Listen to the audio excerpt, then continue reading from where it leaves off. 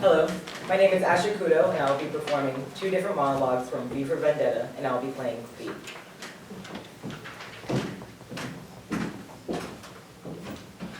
But on this most auspicious of nights, permit me then, in lieu of the more commonplace sobriquet, to suggest the character of this dramatic persona. Voila! In view, humble vaudevillian veteran cast precautiously as both victim and villain by the vicissitudes of fate. This visage, no mere veneer of vanity, is a vestige of the vox populi, now vacant, vanished.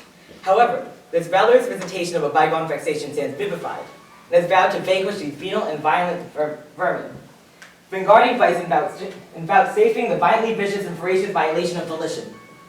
The only verdict is vengeance, a vendetta. Hell is a votive, not in vain. For the value and veracity of such shall one day vindicate the vigilant and the virtuous. Verily, this vicious law of verbiage rears most verbose.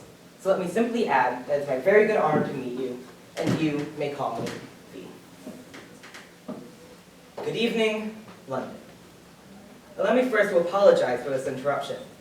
I do, like many of you, appreciate the comforts of everyday routine, the security of the familiar, the tranquility of repetition. I enjoy them as much as any bloke.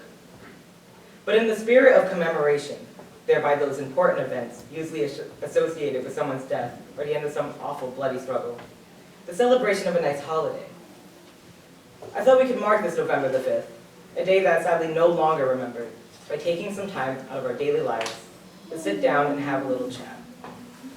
There are, of course, those who do not want us to speak. I suspect even now orders being shouted into telephones and men with guns will soon be on their way. Why?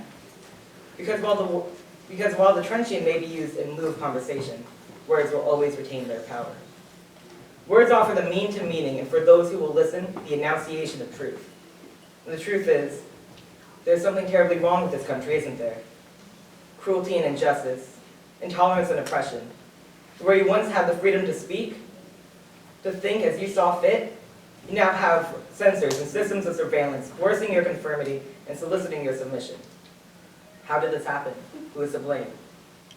Well, there are, of course, those who are more responsible than others, and they will be held responsible.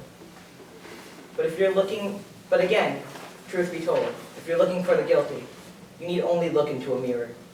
I know why you did it. You were afraid. Who wouldn't be? War, terror, disease. There were a myriad of problems that threatened to corrupt your reason and rob you of your common sense. Fear got the best of you, and in your panic, you turned to the now High Chancellor, Adam Sutler. He promised you order, he promised you peace, and all he demanded in return was your silent, obedient consent. Last night I sought to end that silence. Last night I destroyed the Old Bailey to remind this country of what it had forgotten. More than 400 years ago, a great citizen wished to embed the 4th of November forever in our memory. His goal was to remind the world that fairness, justice, and equality were more than just words. They are perspectives. So if you've seen nothing, if the crimes of this government remain unknown to you, then I suggest you allow the 5th of November to pass unmarked. But if you've seen as I see, if you feel as I feel, and if you would seek as I seek, then I ask you to stand beside me 1 week from tonight, 1 year from tonight, outside the gates of Parliament. We shall give them a 5th of November that will never, ever be forgotten. Thank you.